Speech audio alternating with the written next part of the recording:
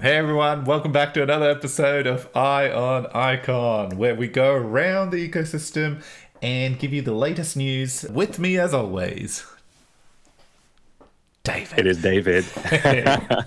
Hey, thanks for having me back and letting me in again, Fez. Every week I'm wondering if you're gonna Oh, let me into okay, the come on. call and If you don't know, it's official now. Like, David is officially the host of Eye on Icon as well. So, it's such a great feeling. And it's Thursday, it's raining, so I'm very ready to give some colorful commentary of the news in the Icon ecosystem. What about you? look, same. I think we should dive straight into it. We've got. Let's cover markets. Then let's quickly touch on a bit of an update in the scenario of crypto. I feel like a Fez rant, and I'm sure you've got some rants in you as well. But let's dive in. First, Yeah, markets. David, yeah, what yeah. has Twitter been telling you about markets? Lots of SBF, FTX meltdown, another massive institutional lender called Genesis, which is feeling the contagion fallout of the SBF FTX crash. So they've halted withdrawals, which is usually the first step towards going bankrupt, essentially. And the interesting thing there is that this party called Genesis is an institutional lender. Mm. So they lend to business to consumer platforms. So as a result of them halting withdrawals, the very, I think, well respected exchange by the Winklevoss brothers, Gemini, they had to halt their earn program that they have on their website. Yeah. So, you know, like Domino's again, not as bad yet, like just halted withdrawals, and they had to pause their earn program because they couldn't guarantee further operations and whatnot. But that's the latest in terms of the contagion, the fallout from this FTX disaster. And then in price charts, what are we doing? Sideways? Well, BTC, it looks like. I don't know. I don't know. This is not looking bad. I don't think, but from my understanding, so we've got, something is going to happen, David, up or down. We don't know yet. Well, we're in a down momentum, obviously, so everyone's expecting down, and we're at record lows. But uh, it'll be You interesting. know, the way I think I'm expecting down as well because the entire market's under pressure. So there's a lot of entities that have leveraged longs and borrowed capital, and the longer we remain at these low prices and the market's being down, the bigger the chance that these people who have borrowed money are going to have to pay back parts of it. Do you know what I mean? Like these, I think they're called margin calls, or whenever you have to Yeah. pay back a chunk. Yep. So the longer we remain low, every day, the likelihood of another big entity getting into trouble, it gets higher, and you wouldn't know because it's not like they go on to Twitter and say, "Yo, we're we're effed if in 5 days this doesn't go up." Yeah, yeah, They yeah, don't do yeah. that. Just letting everyone know if in 3 days this doesn't change, we are severely down. Just letting you know, like that doesn't happen. So it always all of a sudden. So I would think that considering nothing else seems to have changed in the world, it's going to go down a bit more at some point. But I'm not worried. No, not worried. Okay. Nah. Nah. Look, I mean, we're low, we're down. ICX is down. It's not pretty to look at. I know it's quite depressing, and but everything is kind of taking a hit. ETH has somehow managed to still stay above 1,000, which is impressive. But Icon, but there's been a few tweets we've been noticing. We were just talking about it the other day, like people expressing positivity around Icon, and even though the price is staying there, some tweets appreciating why, Yeah. and Yeah. Yeah. sometimes I, things take a while. it seems like I read this from one of these tweets that if you're a new user, kind of looking at Icon, and you haven't had any skin in the game there yet, it's statistically or mathematically an attractive buy-in, because it's a big layer one project building relevant technology without any VC funding. I'm going to say yet, because you never know what might happen in the future, but at least there's no VCs dumping anything. So from a neutral perspective, if you would come wandering in and your eye falls on it, it's like, why not? And to get a new crowd in at 15 US dollar cents, like a new why not crowd that is thinking, okay, if it goes down, that's calculated risk, and if it goes up, that's big upside. That's a good sign. Like, you know, it would be nice to have new eyes on everything that's happening. And I think those positive tweets might underline that or enforce it. So curious to see how the next couple of months pan out in that sense. Yeah, and you know what? As always, not financial advice. And on that note, like, you could say, "Oh, we're just paid shills," but no, we're not. Like, at the end of the day, you can still see a ton of building happening. And if we didn't see that, I'd be even more worried. But you are seeing that, and it seems like Icon is making an extra effort in terms of transparency, with, you know, a majority of the different code bases open source now, so you can actually see people, devs working on it. Even BTP component, Icon Loop, they've traditionally, that has been very guarded and closed what they do because they're a company. We're seeing that look very different these days. But and heck, soon we're going to talk about a post where we talk about a new validator model. And I asked a question, and you can see Scott actually being very transparent and open around a timeline and what the issues and blockers are. But we'll get to that in a moment. I guess that's where, so I agree with you, David. Like, yeah, well, some of us, like me and David, I'm guessing you as well, we're still holding on to the sting of $11. But some of the newer mob that came in from the from the recent, not old bull run, the recent bull run, are just holding on to a sting from $3. So kudos, they're winning, really. They are. And anyone wondering by now, looking to kind of like invest a little because it seems like an interesting time to invest, you know, they might consider Icon, might check it out. There's really good funnels in place where users are activated to get into the Discord, to go to the website, this whole learn section where they can learn all these things about it. There's so much places now where users can get involved very easily, and I haven't even started on Twitter and activity there. So yeah, I can imagine fresh blood, actually. Yeah, and you know what? The Icon Discord is very well managed. Shout out to Urish and John. But in general, like, I recall after coming back from KWB, I was on the near bandwagon. Still am. I really think they're doing some cool, innovative stuff there. And however, when I joined their Discord and I went in asking questions, I really struggled. Like, no one was responding. I knew there were community managers, but it just wasn't. And there was a huge disconnect because I'd gotten so used to an Icon just being in there and seeing how quickly things got answered that I was like, oh, well, what is going on? Why aren't they managing it? So, and this is not a thing to diss on Near, but it's more to your point. Like, it's all the pieces are in place. The community management. Yes, people are pissed at price. Get it, totally. So are we. But from a user coming in, they have clear channels to onboard. When they onboard, they get hit with great community management and a Discord that shows them through to the different sections. And yes, the social media and the constant updates on the state of things. So, well, I think that's enough of trying to convince ourselves of why we should stay in the project. I think you won me over, David. You had me at hello. Yeah, and I hope all our listeners too.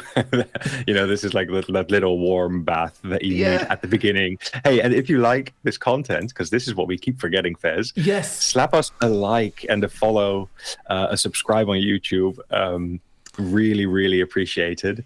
And we have a slide in our DM section on our website where you can just fill in a form and, slide straight into our DMs. So if you want to let us know which parts of the show you like most, which parts of the show you think should be different or should be scrapped, then please do so, because with that feedback we can actually morph the show to become better and an even easier listen for you guys. Yeah. For example, like if you want me and David to give our view on the current latest news in the actual crypto market, not just strictly icons. So in the intro, we cover like 3 hard-hitting crypto topics. Like we've seen at the moment, it's all about FTX and doom and gloom. But if that's what you're interested in, slide in the DMs, let us know, and we can start creating and making sure we capture like the top 3.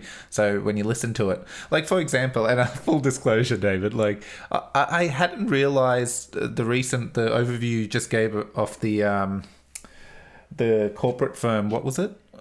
Genesis. Genesis. Like I'd seen a couple of tweets. I didn't know what. I just dismissed it, thinking, why do people still have money on the exchange given everything going on? But you had a bit more in depth, and you'd obviously were aware of it. So I learned a lot right there. I didn't realize, oh crap, it was connected to, and it was a corporate, and that's why it's such a big deal. But so yeah, if that's what everyone's interested in, please do slide into our DMs. I finally, David, I do want to tell you one thing. So I know it's been entertaining, but not really entertaining for people in crypto to see what's happening. But if for a moment you put your emotions aside, it's this stuff is legendary. Like I was telling my wife, saying, I cannot explain to you the craziness that's happening in crypto right now. Like, what's the Jordan Belfort's movie? What's it? The Wolf of Wall Street? Yeah. Yeah. Okay. So like I read the book. I remember I only had a short book reading phase, and that was one of the books I read, and it was super entertaining. And you're like, man, how did this guy do the things he did? And I'm like, this is literally what's playing out live right now in the crypto space in like 100 times worse fashion. And soon, in 10, 15 years, where there'll probably be a book and there'll be some young kid reading the start of crypto and this and that, and they'll be like, whoa, this guy was crazy with his orgies and his thing and his exchange and his it is sorry. No, I agree, and I can't wait for the movie. If you can't wait, there's this YouTube channel called Joma Tech. Oh, yes. And the guy does hilarious like skits. It's crypto comedy, and he does these little skits where he kind of reenacts what must have happened behind the scenes. And he did a really good one. It went wildly viral on Do Kwon and the Terra meltdown. Yes. Oh, that was great. And I think he's already across the FTX meltdown as well. It's so funny. And it, like you just said, like the stuff that is happening, it is wild. It's beyond imagination. And then even, a crypto skit guy on YouTube, the way he puts it, it's already hilarious to see it, from an outside perspective. And you're like, I can't believe that I'm actually involved with this world. Yeah. I love it. I hate it. And I love it. Yeah.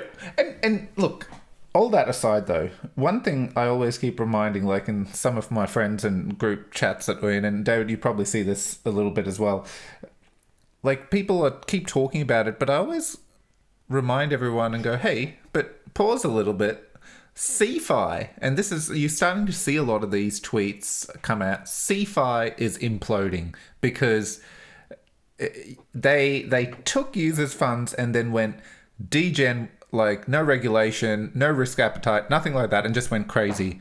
But DeFi, there's 2 things that have always happened in the DeFi side of things. It is either your smart contract got hacked, and that's where you suffered losses. But that's been happening before any of this. Like that's always been a risk in DeFi if the code and stuff isn't done correctly.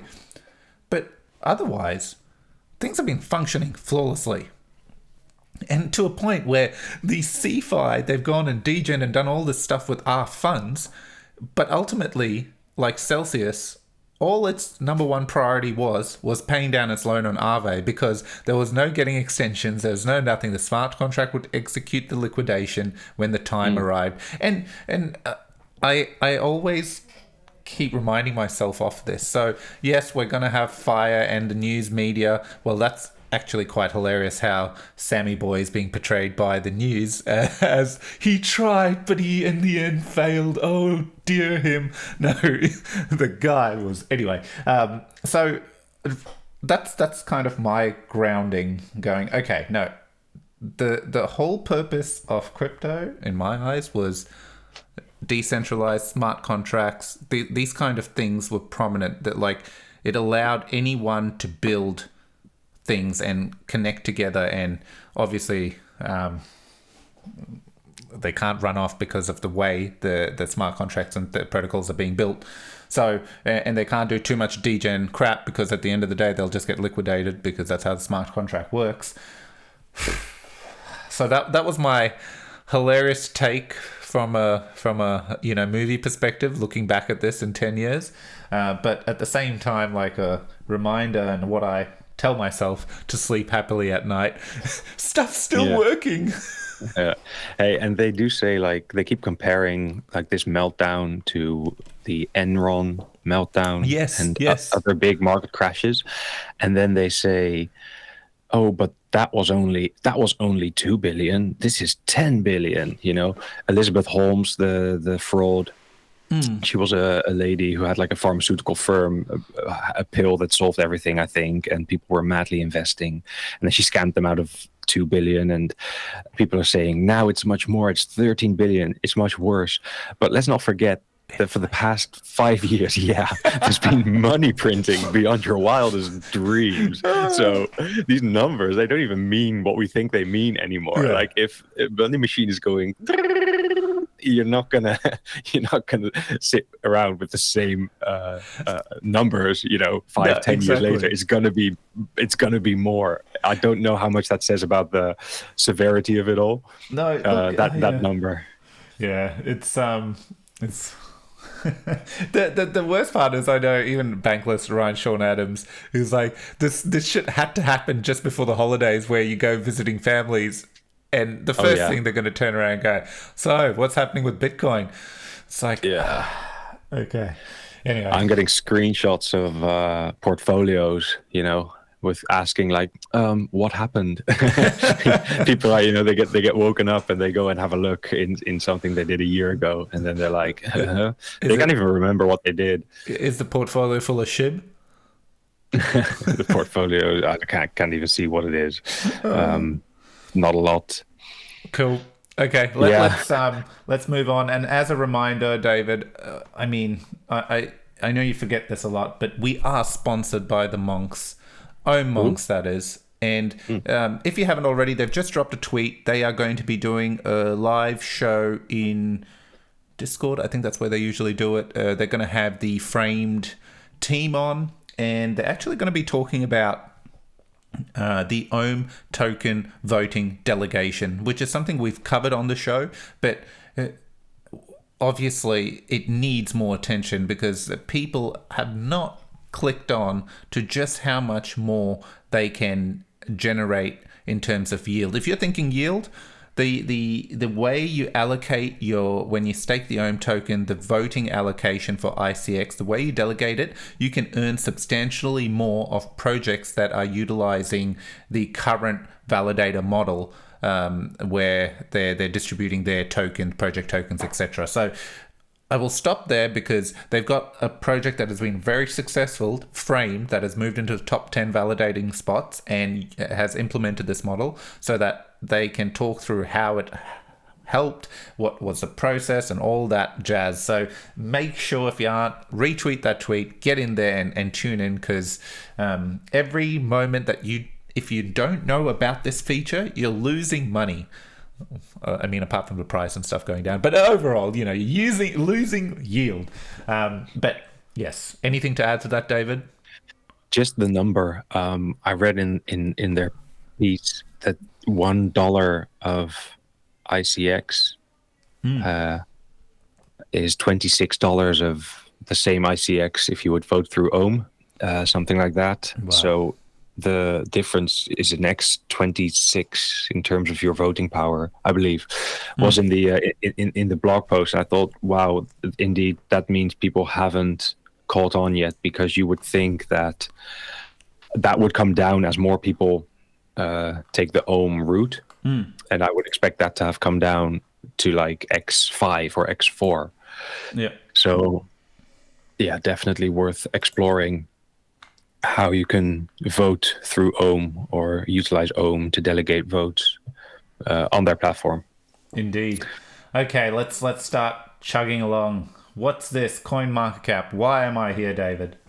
This is the latest Icon news that the foundation or the Icon network actually has been verified as a verified user. You can see the blue check mark next to the Icon name. Ooh. And I think what that means here is CoinMarketCap, like CoinGecko, is a very, very popular place to check token prices, to check how projects are doing, and they're building out their social media side of things. You can log in these days. You can comment on stuff. You can check out all these other types of content. And I think Icon getting verified there is a good thing, because it seems to boost their listing. So if you just swing back on the screen where you're now, obviously you can see horrendous graphs because everything's red these days.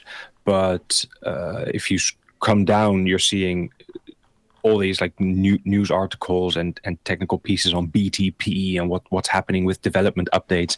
And this is stuff that users will see when they check out Icon first, right? Because when people come in and they want to just check it out, the first thing they want to know is what's the price, and often they'll go to CoinMarketCap to do so. Yeah. So, yeah. And isn't CoinMarketCap like one of the leading referrals that comes through? Like people actually click through from CoinMarketCap. A lot of traffic would come through the likes of CoinMarketCap and CoinGecko, and you've got your DeFi Llama, and there's another one. You know, these are they aggregator platforms? They just give a lot of information in one place, and CoinMarketCap's actually owned by Binance. That's right, by a subsidiary of Binance. So there's a lot of push behind it as well. CZ. Look, I think this is great because obviously, I mean, when I find out about a new coin and I just have no context around it, I'll go to CoinGecko or CoinMarketCap and quickly look it up, and then use that to find the protocol's website and then learn about it. So it seems like they're building out a social Twitter style social media component that is for all the crypto heads. So great to see. Cool. And we're already verified on there. Whew. And we got a few followers. Yeah. Cool. That should grow. Yeah. So if you're signed in, if you're one of those users who have actually got an account, go give us a follow on there. And if you have suggestions, feed it through. Cool. Snow staking. It's live. It's finally live, Fez. Can you believe it? It happened. It happened. Slick, smooth. I went in. I staked for 6 months. Stake and forget, I did. What rate did you get? I was, I'm going to say, in between the 6 and the 8 percentage. But I'd have to go in and check because it changed swiftly. The snow staking vault is built such that if you get in early, you get a higher rate than if you get in later, and that depends on how much liquidity is in there. So at the beginning, the rate I think was all the way up at 10%, and then it came dropping down really quick, so quick that you could see it dropping while you were just trying to connect your wallet and whatnot. So that's why I'm unsure about what I finally locked in. I think it was 7.2. Could that 7.34? So I think also it's important, if you didn't know this, was you're not at the moment staking snow to secure the network. Okay, so the reason why this rate would drop, because they're actually, if you saw the earlier tokenomics, portion was for incentivization and various other things. So these tokens that have been locked aside are being used to reward users who would stake it up. Because I've seen a few comments, it's not as high, but it's surprising. I've seen a lot of counter comments going 5% because I got in at 5.6. Like I did it this morning. I was quite slow as I am. And I'm good with that. I mean, again, like with barely any liquidity and nothing on the chain, what do I want to sell and make a quick couple of $100? Didn't seem like a good move to me. But overall, that's where the supply, that inflation of, so there's no new tokens being minted currently. It is being taken from these incentives that you see here. So just to clear that up. But look, yeah, it was quite easy. I was going to do a tutorial on it, David, but I'm like, click this, click that, you're done. Yeah. Yeah, and I think the way it works is it dropped quite swiftly from 10 to 8.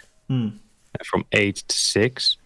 It was already slower, and then because based on the liquidity that flows in, but it's not a linear line. So currently I think it's hovering around the 5%, but it can take on a lot of liquidity at that rate before it'll come down a bit more. The idea being that people can decide themselves whether they want to lock up for that. At some point, the rate for 6-month lockup was equal to the 3-month lockup rate. So you could have, just done 3 months instead. But yeah, there's not a lot that you can do on the Snow blockchain at the moment besides Everest swap, where you can swap it out for ICX or BNUSD. And now this Snow staking vault giving the long-term supporters something to lock their tokens up in instead of getting, I don't know, nothing. What you call it? Well, instead of getting like lured towards the dark side and wanting to sell anyways, like this kind of gets you kind of solidify your support, I suppose. So yeah, smart move. I did it. I'm not going anywhere for 6 months. Yeah, well, I mean, yeah, same. So. And I moved my stash because I'd use a Polka.js. I migrated across to Hana in a different Hana wallet. So I did an official transfer. It was the first time I was actually transferring across. So I was all nervous. I transferred. I thought, I'll remember the number. I transferred. The number didn't change. I got super paranoid. So I transferred again. The number did change. I just completely jumbled the numbers up in my brain. But yeah, it worked. Everything worked. I had a smooth experience, and but probably because when the traffic died down. So Snow, what's next? I don't know. For the Snow team, we'll come back to that on a later episode. I think let's keep moving on. So this is perfect. In all the chaos, we can see Scott. Their team had been working on improvements in terms of. So we've already seen P-reps. I try to not use the term P-reps anymore. It's dead Validators. To me. Validators. So we're currently operating like Icon transition to Icon 2.0. The validator model itself needed an overhaul, but the first thing to do was to migrate Java, give time, just get everyone used to the new inflation system. At least it's set to 4%. Then the next step was, okay, we still got a bit of a disconnect because we have the voter rewards, which is quite high. We have P-rep rewards, which one would argue is quite low, or some would say high. But as you were validator lower down the chain, if you weren't in the top 25, it was essentially very difficult to run a validator from a cost perspective. Then on the third aspect, you have validators that are just up and running, don't have bonds posted, and actually processing blocks without any bond or anything like that, and some of them not processing blocks or anything but still getting validator rewards in the current model. So this needed to be addressed. This needs a bit of a rework.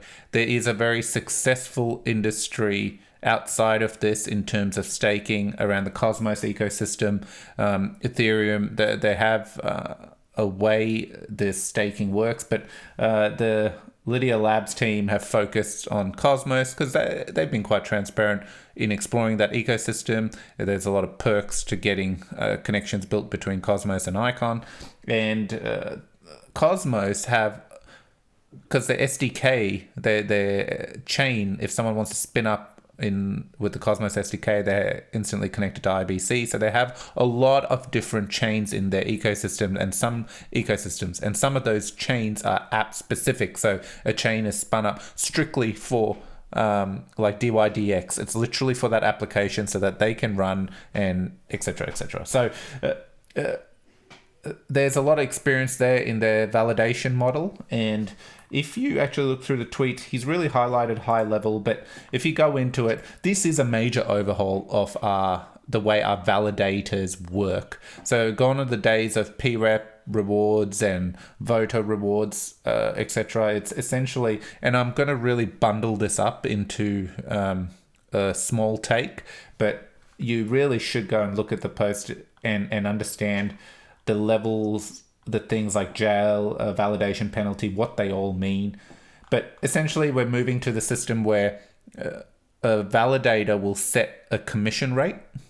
So that a validator could set 3%, 10%, 20%, whatever rate they choose for them to be effective and cover their costs. And when users stake to the validator, that commission comes out of their staking rewards. So what will the percentages and all that be? Don't have those answers yet, but that is at a very high level how it will work. And then when you get a little bit granular, it is, they put updates in there. So a validator has to have a bond. A validator has to be processing blocks. They've changed, so they're 19 top validators, and instead of 3, so at the moment they're 25 with 3 that rotate and 21, so it'll move to 19 and 9 that rotate, so people can come in and be a sub validator as well and earn process blocks. So it's rather than earning more fees, what happens in the new model is for the validator to earn money, staking rewards that get distributed to the voters, they have to process blocks. And the way they process blocks is by acquiring more votes and being higher up in the chain. So if you're listening to me now, you're probably thinking, shit, but what does it mean for the lower validators? How do they earn enough to keep their validator running? Well, I'm glad you asked, because that's the first thing I thought of as well. And we have, minimum wage. So they've introduced this, and they want to make this work for the top 100 validators, and introducing a bit of a minimum amount of rewards they would get. That would come from inflation. And I'll stop there. But essentially, it's tackling that beast as well. So it would encourage, even if you're not in the top 25 or top 50 or whatever, you're going to hopefully earn enough to cover your validation cost, but you still have to bond and you have to be running a node and processing blocks, obviously. But yes, that is fundamentally there. Now there's other stuff, jail, slashing, all this stuff to make sure people can't hijack the network, run multiple validators with the same votes, things like that.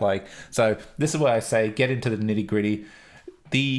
David, it has just been posted today by Scott. I can see Rook in there. Then TJ's gone in and given more perspective with a bit more data.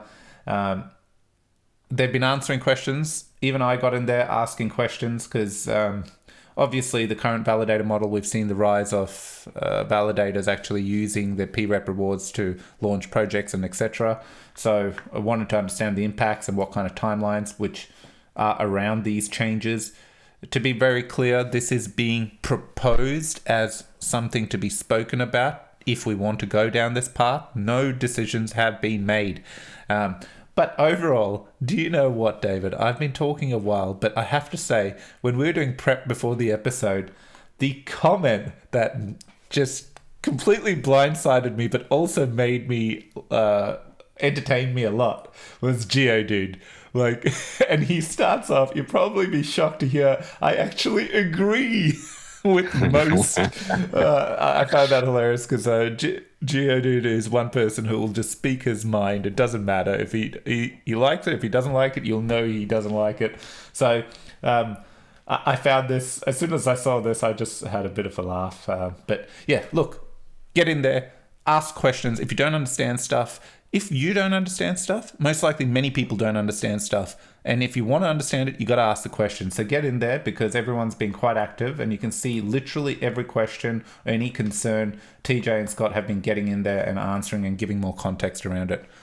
Yeah, yeah, and if you don't care, that's okay too, because not everyone in the Icon ecosystem is interested in the validator mechanism. Right? No. There's people working very hard on very different stuff that utilizes Icon blockchain, but the whole validating stuff and the technical side of things just less interesting.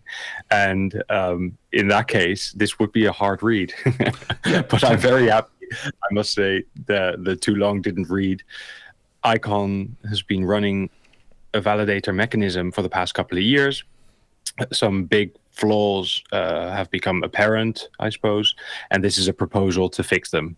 Yeah, modeled after industry best practices as seen on Ethereum, Cosmos, and other peer layer 1 blockchains. Exactly. And the best part about it is, if these changes did come about, it would be quite easy to lure a lot of the validators across other ecosystems, because one thing to remember as well, the validating model has become a big business. Businesses are just set up and they literally validate a whole bunch of chains, and with Icon coming into the picture and becoming kind of standard across what's there in the crypto space, it's really good because we can lure a lot of those people to come in and actually validate our network. And one thing I didn't talk about, and Scott actually addresses this, is we BTP is our pride and joy. Yes, it's not out, but this is our Hail Mary, right? And one thing Scott says is BTP can be as secure as anything, but if the chain itself is not decentralized enough and has a risk of being taken over, BTP means nothing. Its decentralization means nothing. And that's how he starts this post. And this is exactly why they are proactively working to address this situation, because when we go with BTP, we need to ensure as well our chain is as decentralized as possible from any attack vectors. Mm-hmm. Yeah. So the value proposition of BTP, saying that it's secure because everything stays on chain, would be useless if the chain that it stays on is not safe itself or not safe enough up to industry standards in 2022, 2023. Exactly. Okay. Anything else, David, on that, or? No, I'm a big proponent of this, and I haven't gone in to comment. Because I haven't gone in to read in depth and to get in on the discussion. It's one thing to read the proposal and then going down and actually reading the discussion and what is it that people are highlighting. You need to do that before you can actually go in and then comment. So that's another thing that has to be done. Because you and I, we're validators. That's right. If you actually look through the comment I put in there, there's a bit of alpha. We're working through it, but apparently, one of the nodes that gives back to the community is Iron Icon as well. Have we called this out? I forget. All the weeks are just merging into one. It's unbelievable alpha, and it's nicely buried halfway through this episode, or towards the latter end of this episode. So I like that a lot as well. And as we validate, every day we work so hard to secure this network, and it's like we're two knights with swords, glowing teal swords, standing outside, protecting and securing the network. So it is relevant to us, and it's relevant to our voters. So if you've already voted, thanks very much. And if you haven't, just make your way to ionicon.xyz. There will be extra rewards for you. Yes. Okay. I think before we jump on the craft news, while we've been talking validators, let's move this. So we covered this a little bit, and this is what David was referring to over here. So when you stake ohm, you get B ohm. Depending on how long you lock it up is what you get the respective B ohm. So for context, 1 ohm stake gives you 1 B ohm if you stake that ohm for 4 years. Okay? And this article is really, again, trying to point out, and the call-outs we made earlier, is how valuable it is, the ohm votes, how much extra from a cost perspective as well you get with one BOM versus just one ICX. So I feel like we've covered this, but David, is there anything you want to? Yeah, so that's actually the line that I referenced before. $1 of ohm locked for 4 years has the same voting power as $26 worth of ICX. So, you can vote times 26 if you would take the ohm route. And it does imply that you buy ohm instead of ICX. It does imply that you lock it up for 4 years. So these are big trade-offs, but that multiplier is in place. And what ohm is doing to further their delegation and voting facilities, their UI, they're actually now showing you as a user which validators in the Icon ecosystem have incentivized the vote, meaning that if you vote for these validators, you will get additional benefits. Usually they're project tokens. So the number one and the most known for this at the top is validator number 3, GangstaBet. See, they have a mountain of votes, and one of the reasons they do is because they give out their crown token to people who vote for them, framed massive tokenomic schedule going on there with voter incentives, and then the others are either games or I'm not sure if it's reward sharing, but ohm as a platform is now making it clearly visible to you which ones you could vote for and receive extra incentives. So you could grab, I don't know, let's say 100 ohm, lock it up for 4 years, vote for GangstaBet, and you're going to start earning crown on the side. And that 100 ohm might have cost you $1, but it would be the equivalent of $26 of ICX. So there's insane multiplier there. And I'm just going to drop it now while it's hot and move on. What are you dropping? No, I'm just dropping the subject. Oh, I thought you were dropping Iron Icon Alpha. Okay. moving along. Okay, so I can see how I botched. My eyes started twinkling. I was like, "Oh my god, is it really giving me permission?" No. It's going to be news to you too. Okay, craft. What is going to change, Fez? Tell us. Oh god, you know what? I realize I've got this up, and I've read through it, and I keep getting distracted and haven't finished it. So I can't give you. But okay, look, are you across it? Well, I can give you a bit of an overview. We've talked about Craft the past couple of weeks and how they've introduced their 2.0 tokenomics. An issue with Craft before was that participants in the platform were being rewarded with the Craft token. And this is something that they had done and established before the same concept started getting massive traction on Ethereum. Remember, Lux Rare was supposed to compete with OpenSea, and they were doing the same thing. Big problem with this is that it incentivizes wash trading. So, me buying my own NFTs with a different account and selling them back again, I would look like a big seller and a big buyer on both ends, and I would be receiving Craft token for it, when actually I'm moving around the same $2,000 worth of pictures of my backyard. So they had to fix this, and they've done so with a system that they're putting in place. And I think over the past couple of weeks, they've kind of been highlighting different elements of the system, different aspects. And now they talk about the delegation power, where as a user or as a Craft user, I don't know if that means if you're like an actual NFT seller or participant in the platform in that way, you can now delegate your Craft stake, just like you would delegate your Icon stake to validators. You can now delegate your Craft stake to other users, and that will influence how the flow of Craft tokens gets distributed. So, like you, I'm not completely across the nitty-gritty of how it would work. But if you just visit Craft on Twitter or on their website, they they're known for having very nice info what you call them, infographics, very pleasing to the eye. I think, and this is the thing. So this tweet, if you haven't already, go check it out, because they have actually this time taken a bit more time to break it down with pictures, so it makes more sense. Now, I know we were on a call, me and David were on a call with Lucas, and Lucas has said he's ready to come on the show finally. So we will arrange that.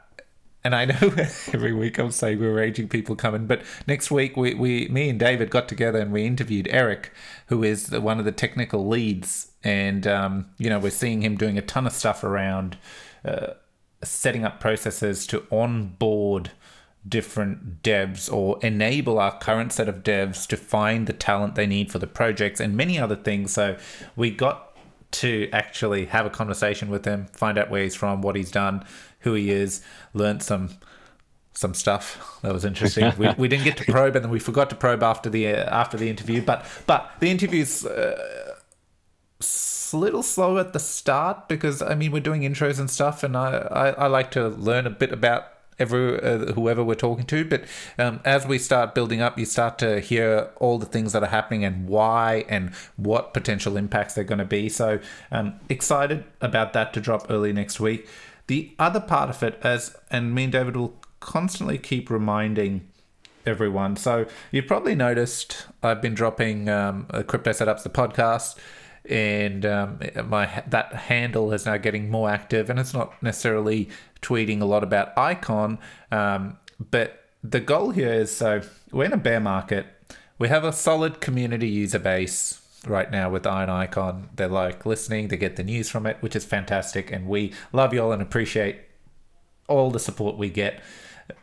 At the same time, we want to obviously grow the community, and we want to be able to pull in people who use other ecosystems and look at Icon. So one of the ideas me and David had was let's remove the interviewing the protocols component into a separate podcast called CryptoSetups, because anyway, CryptoSetups gives tutorials around all kinds of protocols on all different chains, and we do tutorials, but the podcast will be strictly about protocols, interviewing the teams. And while the podcast covers at the moment, I just interviewed this excellent privacy tech, which I'm quite big on. I find it fascinating. It's not just moving coins and not tracing it. It is actually moving coins into a privacy layer, and then in the privacy layer you're able to use a ton of DeFi protocols as long as they integrate that DeFi privacy contract tech. So the goal here is to have a podcast with all different communities and hopefully capture some audience, and then get our Icon protocols on the show talking about balanced, ohm, craft, and everything else coming on Icon, but spreading it out so that we're exposing a whole lot of new ears and eyes to these to Icon. So probably that's one of the reasons we haven't been doing as many interviews for teams, but for example, Eric and the tech lead and Icon, that's so Icon related and so relevant to the Icon community. So we'll still keep those kind of interviews coming under Iron Icon. But Craft, for example, I think Craft is a great one to have on the CryptoSetups podcast and interview. So everyone from Icon will be hearing Lucas talk and give a bit of an update and what the protocol is, how the tokenomics work, etc., and it will resonate with you because you'll know it. But hopefully it will capture 10, 20, 30, 50, 100 people who didn't even know Icon existed, was still running, and had this amazing NFT marketplace. Well said. Yeah. Well said. So the only thing I keep asking is we need your support. When you see these episodes, share, and some of the tweets, when you see them, get in there and actually go, oh, we'd love to see this tech, like this privacy one, that interview we've done. Get in there and actually comment, because I've actually had some conversations. This is the other aspect. When you have these teams, the first thing I do at the end of it, when I understand the tech, is hey, what are the odds of actually coming on board and getting this tech built for Icon as well? And you'll be surprised at how many teams are very open to this. Their biggest thing is we can't do it right now, but we'd love to get in a room with the right people and talk through if there's opportunity. And I know I've gone on a little bit, but I think this is important. And what you may not know, and I may have mentioned it before, but this is exactly how InsureAce and Balanced got together. I interviewed InsureAce actually did a bunch of tutorials for Insurace. And I was talking to Dan, the marketing manager, and I was like, "Hey, Icon has some protocols. Would you all be interested in insuring?" He was like, "Hell yes!" Put everyone in a group together. Next thing you know, Balance was also you can insure, from smart contract risk and other things. But that's exactly the point here. So this is the goal around the CryptoSetups podcast, and I know the Icon community has really supported us on that angle from a tutorial perspective as well. So definitely a plug, and if you haven't already, give the channel a follow and listen to the podcast. That'll be great. But Iron Icon isn't going anywhere. In fact, Iron Icon is expanding in other ways that will actually start helping build things in the ecosystem and give back or give opportunity to all the Icon voters if they wanted to, support some new projects that are getting built on Icon. So enough of that. So Lucas will come on. We'll probably get him on CryptoSetups, David. Hot take. News to him as well. This is, I don't know what this is, so let's keep on moving on. Okay. that was some Twitter tabloids on FTX. Wonder Game. This is Wonder Game telling us that they are moving from Ethereum to Polygon. David, do you remember this? So do you recall we were having this conversation and I was quite vocal about it. Wonder Game moved. So they moved to Ethereum and Polygon, where the NFTs were being minted on Ethereum, but on Polygon, I think the game or something was happening on Polygon. And I recall we had this conversation on the show, and I even put a tweet. I was like, it's a shame the team had to move off Harmony. I didn't agree, though, them splitting up because they were trying to capture the Ethereum NFT market. But at the end of the day, I'm like, no, the fees are too much. It's just not user-friendly. And it looks like the community actually felt that way as well. And sales and things, it's quite hard to get different chain communities merged. We all know that. It is a difficult task. So in this announcement, I was happy to see that the community feedback has been taken on, and basically the NFT portion that was being minted and all the new sales that were left, it'll now be closed off on Ethereum and all be on Polygon. And hopefully then they get going with this game, because I don't know how much more blockchain travel I can handle for this game, because we've gone from Icon to funded by CPS for Snow, then early launching on Harmony, only to move to Ethereum/Polygon, to now migrate to Polygon, and I haven't even played a single card in the game yet. It hasn't launched. I don't even know where we're going to end up playing. It might be Binance Smart Chain. It might be Solana. Like, you don't know where it's going to end with this one. I'm very, very excited that they said that they're going to curb the mint and get going, because they have dropped sneak previews of the work that they've already been doing on the gameplay and how it would kind of look and what we'd be doing. And it's exciting. I was like, yeah, I'm looking forward to getting in on this and start clicking around with my little Alice NFT. And then there's surge zones where you have to be in, and you're kind of discovering on a grid, I suppose. So I got excited for that, but that was months ago, right? So I had kind of low-key expected that it might launch already. Yeah.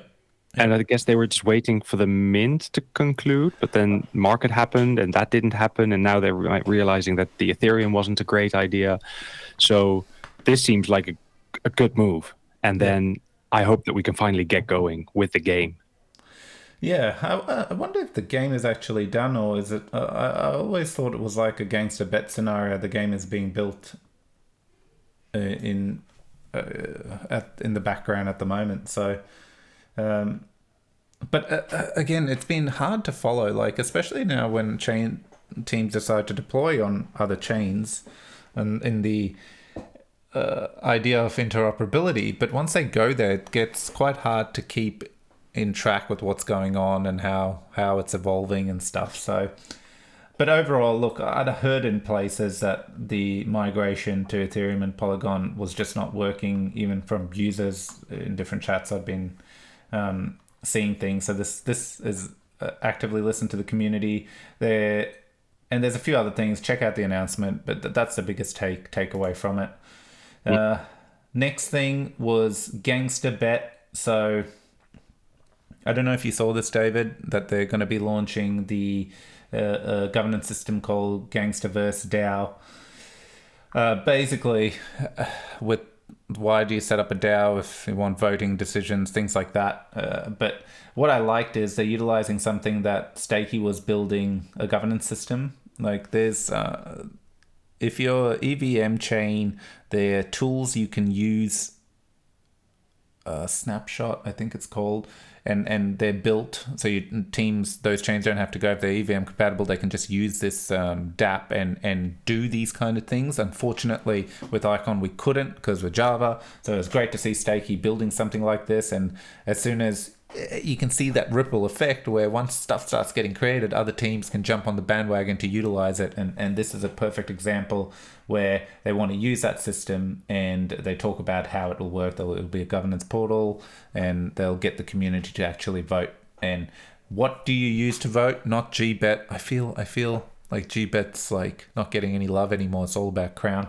But the if you're Crown, and X Crown will be able to vote for the proposal. So that's further utility to the Crown token.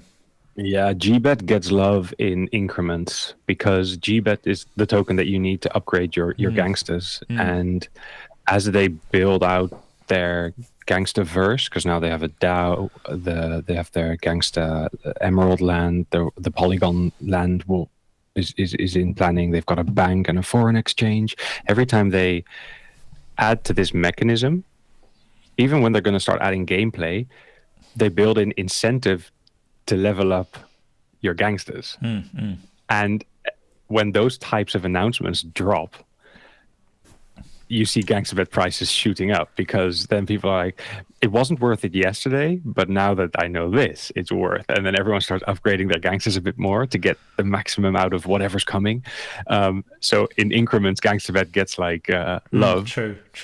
And it's there's no endless supply to it, right? So they've only have a certain amount minted. Yeah. And then whenever someone upgrades their gangsters, the GangstaBet gets burned. So it's only, the supply is only ever decreasing. GBet, and that makes it interesting one to hold, but also to spend. So that token. Yep. And what's our last bit of news, David? Last but not least, Project Nebula, our favorite floating in space exploration. I forgot to space float game today. Yep. They've dropped their Intergalactic Encyclopedia. It's an in-game glossary, which is going to help you with the terminology that's being used. Because I must say, that's one of the things that I've struggled with in Project Nebula. Even if I would do a mission, the mission might be, okay, make your way to the Nebula sector where the foreign translucent electrogenerative portal is landed in the beneath land. And I'm reading the line and I don't know what to do. I don't know what these words means. I don't know where to go. Let me just float instead. That's kind of been my story. So the fact that there is now a place where you can go to, that you can just see like, what are we talking about, and get more familiar with the terminology, because it's quite a massive there's a lot of lore going on around Project Nebula, right? And if you really like get in, you're floating around, but there's so much things to see, to click, these planets, the ships, the stories, the music. It's definitely an experience, and this is just adding to that, around the edges. Like, it's really become a robust offering, which I like. So I definitely wanted to mention the Intergalactic Encyclopedia. Yep. No, it's good. Look, all the updates now are it's making it quite a lot of features. It's adding a lot of features to the game. I do know one thing I would love to see, and I know John listens to the show, so maybe he'll listen to this, is like crafting like mining and certain planet upgrades that then enable you to build components.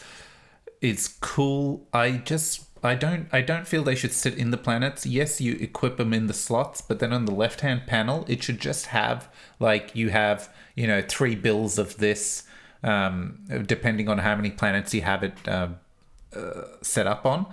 Because at the moment you have to go and I always, damn it, I forget what planet, because I haven't built it in all the planets and I've got like 20 planets, 30 planets, so I can't remember, especially if I forget about the game or take a bit of a break, which you shouldn't because you fall behind. But yeah, so I think just having the upgrade, what you can build in one area, and it just, as you put it on more planets, you have more slots in that area, would refine the player experience. But yeah, apart from that, I do enjoy my floating, and I do enjoy the sleek new look and the new additions. It seems like now every time I go back, there's some new little thing being added to the game. Yeah. Oh, 1 hour, David. It was today. Today I was sure we'd be done in 30 minutes. So, anything else, David? Have we covered everything? We've covered the news, and I think it's a good length for us to say bye, to give the big disclaimer and say thank you. Yeah. So, as usual, not financial advice. We do not know what's going to happen. Pretty clueless, actually. We're in hopium stage, and so please make sure you do your own research. As you know, we spent a lot of time today at the start talking. A lot of it was convincing ourselves as well, but it's kind of just putting a bit of perspective on the state of markets, the state of the current ecosystem, and things like that. And these are our views, so not financial advice. As always, David, loved having you on to interview when we were interviewing Eric. Felt relief through it. And until next time. Bye. Bye.